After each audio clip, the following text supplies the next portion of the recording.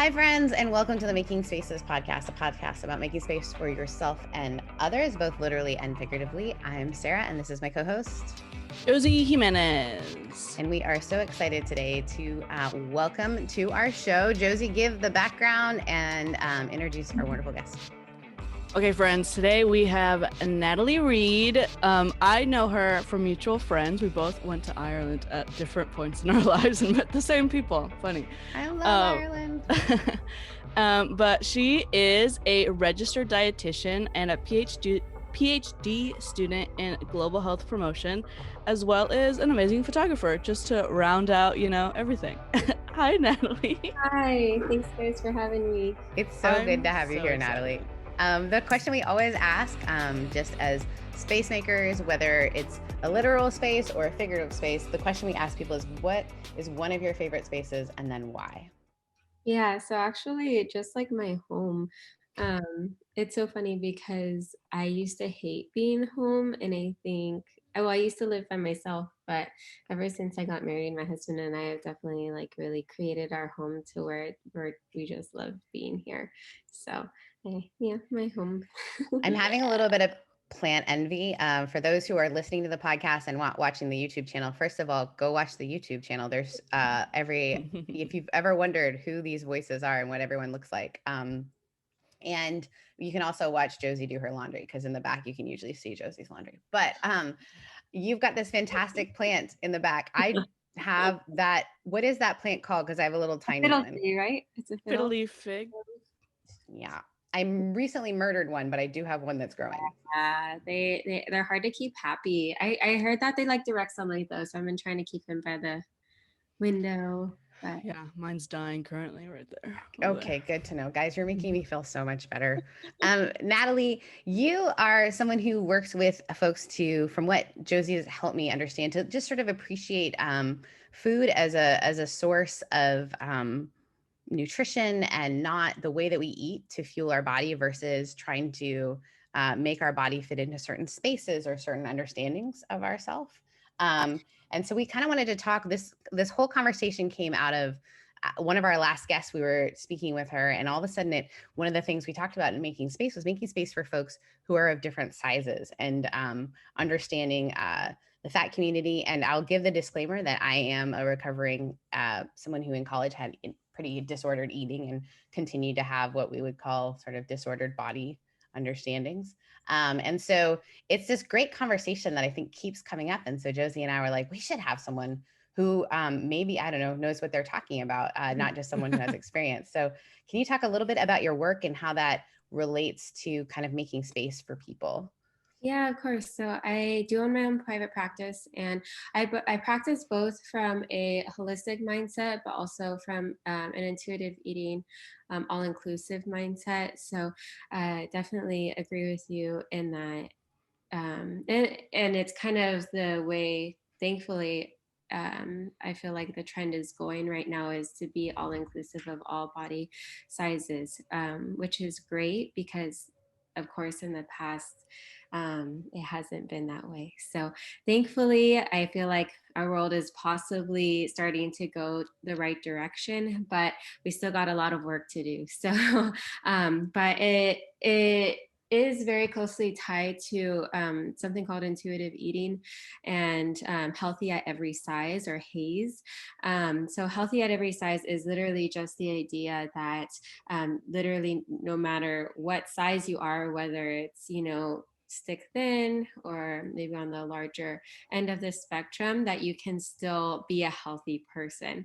And it kind of, goes in the face of the old medical way of thinking, where they have BMIs and kind of these cookie cutter standards that really are not logical by any means, and really do not appropriately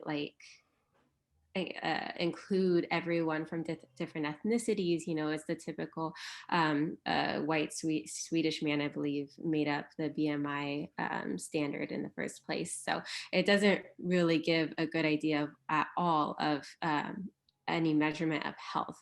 But unfortunately, it's still used to this day. I still have to use it in practice just by protocol. But it doesn't mean that it is a good representation of health. So yeah, so it's just the idea that literally whatever size you are, that you can still be a really healthy person, lead a healthy lifestyle. And I always tell people that I care, like personally, like as from a medical standpoint, I care way more about someone's lab values than I care about how much they weigh. Like their weight really doesn't have any implication on how healthy they are. But if your H1C is high, then I start to get worried, for something. That's so fascinating. I think about, so my mom is a nurse and my dad is a doctor. Wow. And when my mom was in nursing school, they were in a section on, and I hope I'm telling this story right. This is how I remember the story anyway. So mom, if you're listening, I apologize if I say this wrong. She was she was at the University of Toronto, which is a very large school. So imagine the Ohio State, but in one town. And my mom was in this class on, I believe the class was on nutrition. And this is again, the like 60s and late 70s actually. And the professor had my mom stand up. Now, my mom and I are built very different. I build muscle mass really easily, even though I'm a small person. My mom is very small. Before she had cancer, she was always just tiny. And so my mom was 105 pounds for most of her adult life, but she's 5'6". And the teacher had her stand up and said, here's a classic example of anorexia. Now, my mom was not anorexic. And she said the shame that she felt, she just couldn't, in her own practice, she never got over the fact that it was something that felt so, how do you defend that? And, people often talked about how skinny she was. And she said she felt, instead of feeling like I'm skinny, and the thing that I think society often, especially for those of us who have disordered eating, like we want to get to the point, but she said it was just so much shame. And then on the other end, having people who are shamed for like meeting with their doctor and the doctor saying, hey, you have to lose weight, without looking at the labs, right? And so it's interesting how we're starting to hopefully shift, where we don't shame the skinny person for being too skinny. We don't shame the large person for being too large. And I'm wondering, outside of a clinical setting, how do you think society can start to make space for people within that, or even within our own selves? Like, because the narrative is so strong that healthy looks a certain way. I don't know if that's a good way of saying that, but No, it really is. And you're completely right in that it does really have to start within yourself and accepting your body for how it has been made, and then, because otherwise you won't be able to accept other people. So, but I feel like definitely our world is, like I said, going that way. And like the campaigns to be all inclusive, to like accept everyone for who they are. But yeah, we definitely still have a lot of work to do. Yeah, I mean, even culturally, right? And outside of America, there's such a different culture in other places. And even historically, like you look at England, and when they had real kings and queens, and the standard was to be as large as possible and to have gout, because that was a sign of like wealth or whatever. which is And crazy, right? yeah, let me just get this weird disease that was totally preventable. And now I'm cool. But like in my family, I had to sit my family down at the beginning of quarantine, actually, because my whole life, I'm very Mexican, as you can tell by my shirt if you're on YouTube. This culture of just saying, like, as soon as you walk in the room, there's a comment on your body, like, oh my gosh, you look so good, you're so skinny, or wow, you've put on a couple of pounds, you should really take care of that. And I'm not the kind of person that's ever been affected by that. I built my self-esteem a lot when I was younger, through trauma, etc., which is fine, I love my body, it's fine. But it's still really fucking annoying, even if you love your body, right? To just be bombarded with like these comments on your body from the get-go. And so I sat my parents down and I was like, I just really need you guys to stop commenting on my body. And we were going through like wedding stuff. Our wedding had just gotten postponed, and so they're like, "Oh, you're not gonna fit in your wedding dress." And I was like, "I'll buy a fucking new one. I don't care. I don't give a shit about this fucking wedding dress right now, okay?" And my family could not, for the longest time, see why it was such a big deal to me. Mm. And a lot of it had to do with I have an older sister who is larger than me. She would be considered fat, right? And that's not to say that fat is a negative or positive, it's a neutral term. I just want to pause really quick and realize you've never once referred to your sister's body. I had no idea she was bigger. Keep I going. make it a point to not refer to my sister's body because that's not, my sister's a fucking architect. Her body is not the first thing that people need to know about, right? Um, and so constantly my family is bombarding me with these because I have the high self-esteem and I can take it and it's funny or whatever. Um, but I mean, my mom does make comments to my sister, and granted, my sister has very unhealthy eating habits, but you should address the eating habits, right? And so they constantly do this and they don't understand, or they didn't understand, like, I can't have you saying stuff to me about this because I have other family members around me who are listening to this and I'm not going to be affected by this, but they are. Mm. And this should just not be how you talk to people, blah, blah, blah.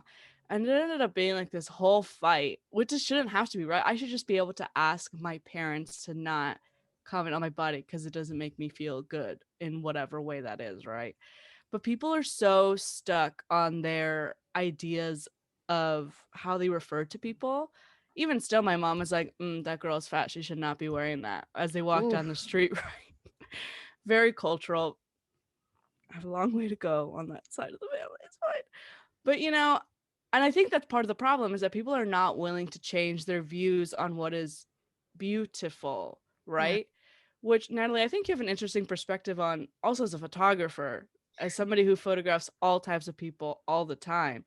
How do you see that, as somebody who's like actually looking through a lens to see people, how does that affect your work? Yeah. Well, first, I want to say that you bring up a great point, and just like how obsessed our culture is in general with complimenting people on their body in general, and it comes in more ways than we even recognize, I feel like, because most compliments in general have to do with the body, like saying, oh, like usually when you compliment someone, it's very common to point out a specific part of their body, which is crazy. So it's just, previously, Sarah, you asked before, what can we do as individuals to practice all inclusiveness, and that's just one way, is to practice complimenting or encouraging someone in other ways that doesn't include their body. So Okay. that means like, I love the way you said that, or I love how you light up the room, or I love how your mental approach to that conversation, so it's encouraging people in other ways other than, wow, you look great today, or look at your hair, or um look at how that shirt fits you, or something like that. Does that make sense? Mm-hmm. Yeah. So, but Josie, going back to the other question too, yeah, no, I definitely, it's so interesting because in the photography industry, there are so many people that go into my industry and expect to have these cookie cutter perfect clients, and that's why they do styled shoots, and they try to build their portfolio. Literally, some photographers will only, but they ask for people's picture before they even accept the job. Is How crazy is that? And Like if they were going to shoot a private wedding, they would say it's almost like a mutual interview. Like they're like, They I need to only see. shoot beautiful yeah, people. no, literally, they will, in their request form, they ask you to submit a picture, and this is more common than you might think. They ask you to submit a picture, and I have heard stories of couples who just come crying because they can't find a photographer who will take them. How crazy is that? It's so sad. I know. So Based on an external reality. mhm. Also, as a photographer, I never even thought to do that. No, Right? sorry. This is my from a face. human decency perspective and from a money Guys. perspective too. Like, don't you want to make money? But anyways, Insane. And I was literally just talking to my friend the other day, because I'm hosting a workshop in May, and I definitely am having models of every size. And I was talking to her about that, and she was like, right on, because that is not done enough. You have these young girls or guys come into the field, trying to build up their profession, which is great.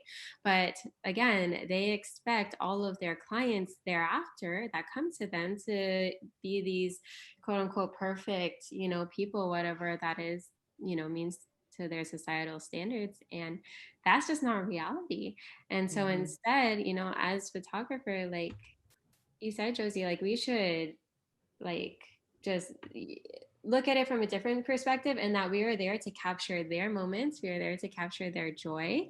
And that's kind of what I try to focus on is, okay, how can I best capture their joy? You know what I mean? I love that. yeah. And thinking through just this idea, I can't imagine someone not seeing the beauty of the diversity, right? But yet I think sometimes we have to train our eye to see it. I think, I know, just being candid, as someone who grew up an athlete and grew up with lots of coaches and grew up with lots of medical people around me, I come at it maybe not from the beauty standpoint, but I have definitely worried about people based on their build, right? And so I think it's really helpful to recognize that there's something beyond just, it's not just beauty that can be problem, not just saying this person is beautiful, this person is not, and even as an artist myself, like your eyes, that's not learning how to see that beauty when you've been conditioned to think beautiful is muscular or skinny or whatever it might be. Because I know I have fetishized that, right? Like as within my own body or, that sort of thing. And so how do you work with a client, and in some ways both as a photographer, but also when you're working with a client who is dealing with dietitian, and how do you get them to start looking at their body in different ways? Yeah. So again, I think so like I said, I practice also from a holistic standpoint. So of course, some dietitians go to the extreme with intuitive eating and haze, in that, they say all foods is acceptable, which is true, but they don't necessarily impart their knowledge on how food reacts to the body. So I definitely try to do both, because of course, like I want people to make healthy decisions. So I'm not necessarily putting down specific foods, but I'm trying to teach people how to make the wisest decisions for their body as possible. So teaching people, okay, if you eat this food, how does it react to your body? What maybe do research studies show are the long-term consequences. So for example, I just made a video yesterday that I'm going to post to my Instagram, that I'm talking about meat. So the difference between meat, okay? And studies have shown that like organic meat and processed meat are so different in how the body reacts to it. Like it's true that actually people are more disposed to cancer if they eat a high amount of processed meat, where it's completely the opposite if they eat organic meat. So that's just an example, but not saying that you can't ever, go to Taco Bell and get tacos, but at least people, I'm like, my goal is to make people aware so that they're able to make healthy decisions. So it's really a fine line between being all inclusive and allowing your body to have permission to eat whatever you want, but also having the understanding to make wise decisions with your diet. It's a decision thing too. I think that's fascinating too, for people to realize, like, I'm not imposing some rules upon you, especially for those of us who have had disordered eating, right? That's a really easy thing for me to do. So all good, all bad, right? Exactly. Versus, oh, in this moment, the decision that I am making is this, and this is the implication that I'm willing to accept. And the hard part too is like, is even as we talk about food, there's privilege in that, right? So I Exactly. used to, whenever I would go back, my parents live in Mississippi right now, and I would go back to visit them as someone who grew up in Canada and has now lived in California. Californians and Canadians in general are a little more fit per se. And some of that has to do with privilege, right? We have the means to do so. We have the means to eat the organic meat. And I used to go back to Mississippi, and there was this part of me that held judgment around, well, they just eat biscuits and drink sweet tea, and this is how you end up this way, right? And also knowing my dad's practice, he was he was like a family doctor, although now he does mostly hospice care. He's supposed to be retired. He's really great at it. But I realized, a lot of his practice is diabetic. He was dealing with a lot of diabetes from high sugar, but some of that is lack of education around food. There's great education there, but around food, um, cultural stuff, right? But then there's also the privilege of if you are eating, um, if you are poor, if you are the working poor, it is cheaper to buy the meat that is not organic, right? Um, and so there seems like there needs to be this giant cultural overhaul that stops blaming maybe the victim, saying like, because oftentimes, I don't know if this is statistically true, so I'm just going to say something out my butt, and you can tell me if it's right or wrong. But I'm guessing a lot of folks who are overweight are often in the lower socioeconomic, and overweight by I'm talking lab results, not just external, right? Yeah, no, it's true. Yeah, it's definitely true. I mean, you did get a lot of people too on the other end of the spectrum that are wealthy, but it's more due to their life choices and because they're not putting their health first. But you're completely right in that. I mean, I said that in my video that I made yesterday too, that like you said, it's a privilege. And we, as people, I think each individual has to understand that there are health disparities and that, like you said, not everyone has the means to buy organic meat. So you can't, like me as a dietitian, I can't have a client and tell them, hey, you only need to eat organic meat if I know that they're barely getting by. Does that make sense? So, Totally. but you're hitting it right on the head, and it's actually what a lot of my PhD is concerning, that there are so many more variables that influence our everyday choices that maybe we don't even feel like we have control over, like environmental variables, like cultural variables, like yeah. So there's so much more that goes into it than just a person decide like eating specific food. Does that make sense? There's so Yeah. much more that influences it.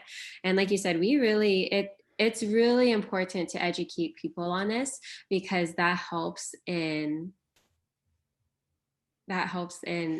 decreasing the amount of negativity that comes against people that are of larger size.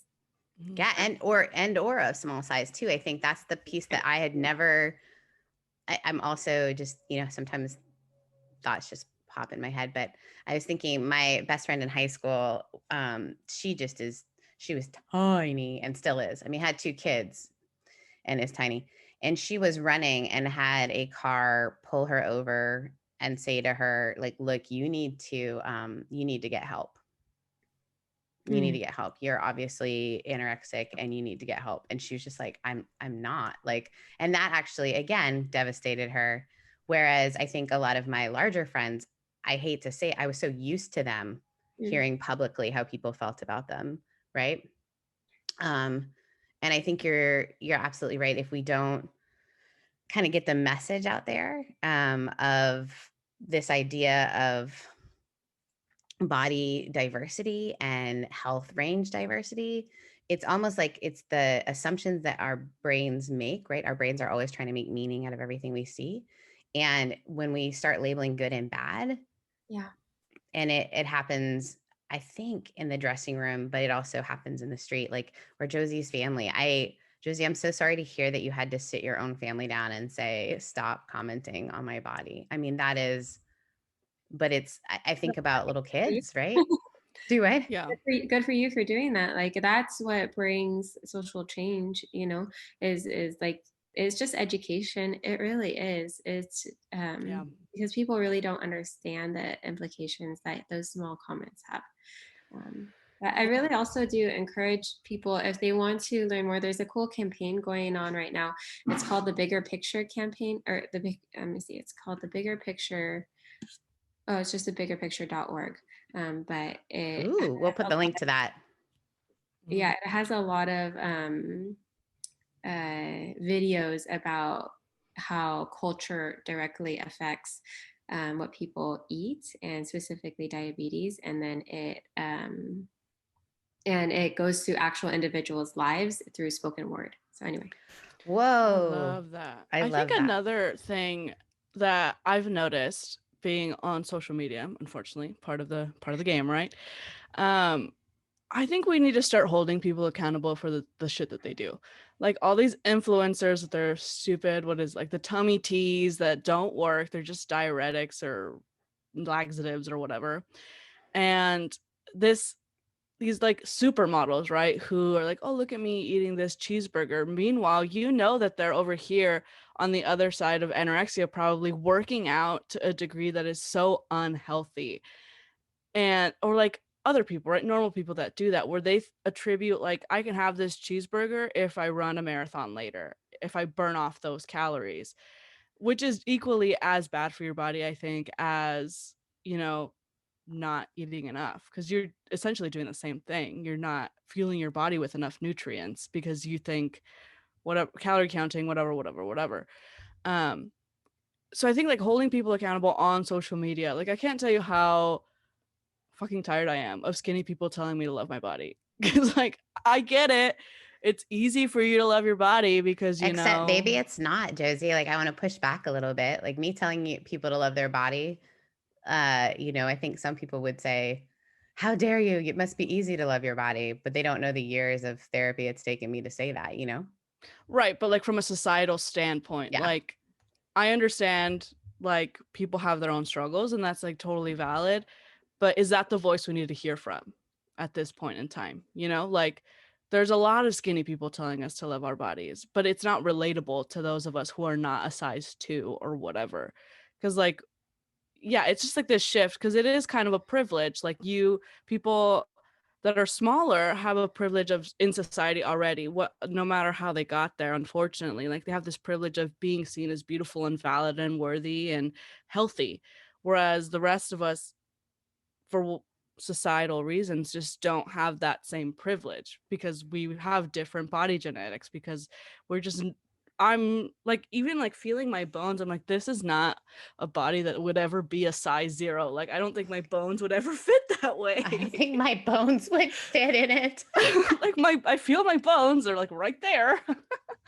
But yeah, like the influencer culture is just so guilty for me. Like because yeah, I understand wanting to get the money to advertise a stupid product, but Do to you what see, cost? yeah, Natalie, are you seeing people adversely affected by these quote unquote, because it used to be, I think we could look at models and whatnot and it was really far away. Does that make sense? Like it was like, well, they've had airbrushing, they've had whatever.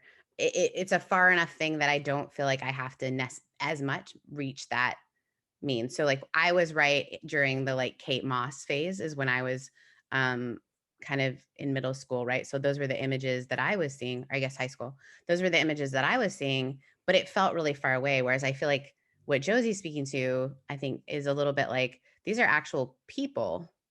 And not that the models aren't actual people, but it felt like when someone posts something, it's their private post, they're doing it themselves. Now we do know that some of those do get Photoshop. That was a new world for me. I didn't know people would do that. Oh yeah. Oh yeah, people do it way more than you think. There's apps for I don't it. know how to do it, guys. So It's so easy. I couldn't believe how easy it is these days. I've shot influencers and they go in Photoshop. They like, and it's not even Photoshop. It's literally just an app where they can like, Yeah, yeah. oh and wow. then they look like a dwarf or so disproportionate because it's an app. Yeah. But Oh, Do you think it's affecting, like, do you think your clients and folks who are dealing with body, dysmorphia. Yeah. yeah, dysmorphia, do you think is it growing because of that? I see both sides, right? I see the beauty of, like, Ariel and even Spencer, like all these people who are starting to normalize these. You look at this person and think, God, they're gorgeous. Mm. Um, and that, again, it's a superficial, but it almost feels like we have to go there so that we can meet in the middle, right? Like, are you seeing it more and more because these social media things? Yeah, and you even get new terminology. Like, what is it? Like, it's like there's a new type of dysmorphia, but it's like it's like called like the Snapchat filter, something Mm-hmm. dysmorphia or something like that, where people are Really? used to seeing filters over Their face. their face, that when it's no filter, they then put themselves down for it because it doesn't meet the expectation of the filter. Because they're used to seeing their own face in a filter. Wow. Mm-hmm. Yeah. Yeah. So I definitely, the next generation that's coming up, I feel like it's going to impact them so hard. So it's just, and I don't even think we've begun to see the iceberg of the implications it's had on their mental health and on their just own body dysmorphia. So I don't know. I guess that just even puts a bigger burden on us, and educating the youth as well. Comes from both ends of the spectrum. Are you Yeah. seeing mostly adults, or do you also see I see youth? mostly adults. Yeah. Okay. Yeah. I Yeah. have, So we've got a couple years to figure out what it's going to look like, huh? yeah, I have one younger gal, but she's in her 20s. So yeah.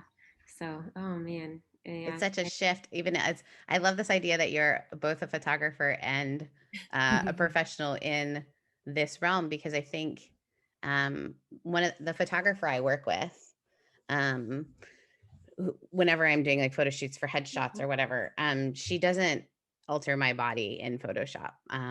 Unless I do something stupid like have a pocket sticking out, which Josie and I took some photos, and for whatever reason, I look almost like I had male junk because my pocket was turned inside out. Sorry, Josie. So she had to go in and fix that. But she does a great job of making me someone who has a really tough time with their own body. I'm learning to love her, but it has been a journey. I always tell people, you can't hate my body more than I already hate mine. But it's been so fun to be in front of a camera because it has helped me own pieces of me words that I've never associated because of my career, because of who I am, like words like sexy or, I'm 40. So having like this, like, you look whatever, and I don't want to buy into that I need that, but I also know, again, sometimes you have to go way over here to get to like a healthy Mhm. medium. How do you, within your photography work, use the ninja skills that you have from being a dietitian? How do you work with your clients to sort of bring out, because if we feel good in our skin, like one of the things I love about Josie, and I think something that, even though she's younger than me, I love that sometimes I'll be like, her outfits are so fun. Like when quarantine started, she would come to work, like just wearing such fun outfits, and she would just own it. And I remember sometimes just looking at her being like, I wish I could like polka dot pants and just like all this stuff. And it felt like such a, like, I want that. And then seeing when people are like that, when they're so comfortable in their skin, it's magnetic, and you can see it in a photograph, right? Even if the person is not the quote unquote ideal, how do you get that from a client? How do you get people to feel good in their own skin, whether they're a dietitian client or a photography subject? I'd love both of you to kind of share a bit about that. Yeah. It's funny because, like, definitely, so I'm very bossy, and when it comes to photography, I'm like, just listen to me, I'll tell you exactly what to do. But I once in a blue moon, I'll get a client, that is so self-conscious that they're like, oh, I don't look good that way, or that's not my good side, or are my arms gonna look too big, and I'm like, look, if you just listen, I promise that we'll get good results. But if you keep pushing back, say, that doesn't look good, I don't look good like that, then I'm not going to have that much to deliver for you, because it's hard. So yeah, I mean, when it comes to me personally, when I do it, I just try to get them to be comfortable with me and just really have fun and focus on, if I'm working with a couple, I just have them try to focus on each other rather than me. And then I just, like I said, try to capture their joy rather than be so posy and I don't know. Yeah. I think for me, I try to be ridiculous, right? Like I'll do like a little dance or whatever, be like, do this, do that, just keep moving, like blah, blah, blah. But I also tell people, like, don't worry about the pictures. I'm gonna delete all the ugly ones, right? The ones where you make the weird face, like they're gone. You're never gonna see them. Don't worry about it. I also over deliver on pictures. I feel like it really helps people, like, because I think people still do this, but they'll be like, you, for a $500 engagement shoot, you're going to get 10 edited shots. And I'm like, what if they don't like those 10? Like, people are picky about even stuff that you as a photographer don't know about, right? So all the good ones are all edited, right? Which people really appreciate nowadays. And I think that's kind of more of the norm, I hope. And I also kind of make sure people feel like they can have a say in what they want, which I know is weird to say, but I'm like, what kind of pictures do you want? Like, show me on Pinterest, which is kind of annoying, right, to have somebody show you other people's work, but like, what are you thinking? But the deleting the ugly shot, or making sure that they hear the shutter, like I take an enormous amount of pictures so they know, like, I'm getting a ton of them to choose from. It makes people feel so much more comfortable than if just like the one shot. Well, I think that's it, right?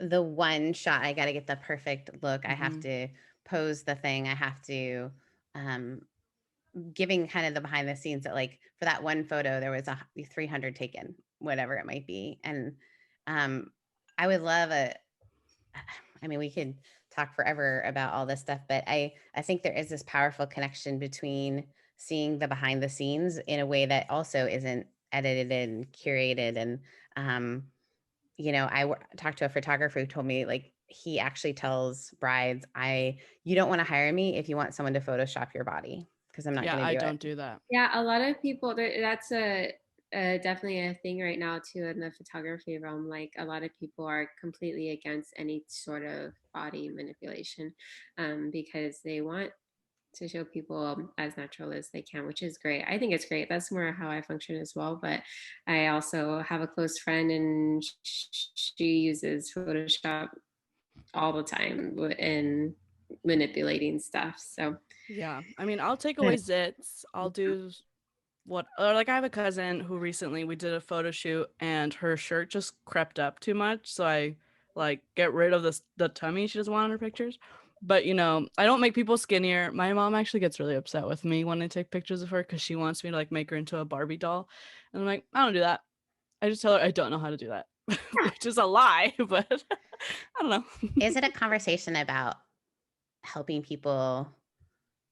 I keep hearing in all of these conversations around space making and body, and is helping people be where they are, even if they have a goal to be somewhere else. Yeah. So understanding, like, even thinking about therapists that I've worked around with food stuff, they always say, yeah, it's a choice. So today, what is our choice? And if we didn't make great choices today, that's fine. Guess what? You're still great. You're doing great. So what does it look like to make better choices moving forward? And even in the photography world, like, this is who you showed up as today. And let me tell you, older you is going to be so excited about this being you. And I think often about wedding photography and things like that. And yes, you want the best photos possible for them in that moment, but it's also like, we're capturing a joy that if you're spending so much time trying to manipulate, and that's in real life. So if we're spending so much time focused on our bodies that we miss out on the life that we're living in that body, versus, even the photos, right? Like, if a couple is taking engagement photos, how exciting is that? Or wedding photos, like, you don't want to be spending your whole time missing out on what's right in front of you, right? Because you're so focused on, how does this look? And I know that, I mean, I've actually had two friends who developed eating disorders getting ready for their wedding. Yeah, Oh, no, it's that's way more so common than you real. think. Yeah, it's Even me, I had such a hard time with people feeling like everybody felt like they could comment on my body, like suggesting the type of dress that would fit my body or doing this or the jokes on like, oh, quarantine's happening, you're not going to fit in it anymore. And it's like, okay, thank you. no, it's true. It's a real thing. Yeah, I definitely felt it as well. It really is. Natalie, you have so much wisdom. I want to ask sort of the question that this conversation could go on forever. We might have to have you on again because you're everyone's always layered, right? And so the fact that you're a photographer, the fact that you're studying global health is huge, and diet and intuitive eating and eating the thing. And, but if you have like one tip for folks, and whether it's making space for their own bodies or space for someone else's body, is there like one kind of takeaway, just someone who might be hearing all this stuff for the first time and hasn't really thought about it? What would you say? Well, just something that's kind of been on my mind throughout our conversation is just the practice of not giving morality to food. It's a thing that does nourish our bodies, and we need it to nourish our bodies, but it does not hold morality, and we are not good because we eat something, and we are not bad because we eat something. It does not give morality to ourselves. It does, like I said, nourish our body, but does not give morality. So that's just something that's a lot harder to practice than to say, because it's very easy. I mean, I feel like that our culture definitely has taught that to us since we were little. If you eat too much candy, you're bad, Mm-hmm. and You're bad. Yeah. Oh yeah. eat your vegetables, you're good, so from when we were little, we've been taught that, and it's in our subconscious. And so that's one of the largest things about intuitive eating, is learning that you are, like you said before, there are no rules. You have permission to eat whatever you want, but it's also learning about making the healthiest decision for your own body, and that changes for every single person. No two people are the same. So it's but like I said, that's so much easier said than done. But having that understanding of those kind of guidelines, and then moving forward and applying them to your everyday thinking, really is what starts to make the change. I think too, one thing I've noticed with you is it starts with you, so that when you look at someone and you think they shouldn't be eating that, right? So Yeah. you then or gosh, I wish I could eat like so and so, the gym culture often, right, is like, oh, that person's so good because they're hardcore paleo or keto or whatever. Oh my gosh, keto is the bane of my existence. You're not gonna tell me that eating cream cheese all day, every day is really It's good for you. No, but I think there is, I love this idea of starting with yourself and saying, I'm not good or bad based on this meal that I just had. It's not a success or a failure. It's just a choice. Where can folks find you? Thank you so much for joining us. Like I said, I have a feeling we'll have you on again, but Natalie, where can folks find you? Yeah, so of course I have different Instagrams for different. We love it. Plug them all. Plug them all. We'll put them in the comments. My photography Instagram is at Roses and Reeds. Yeah, I can put it in the chat. And then let me see.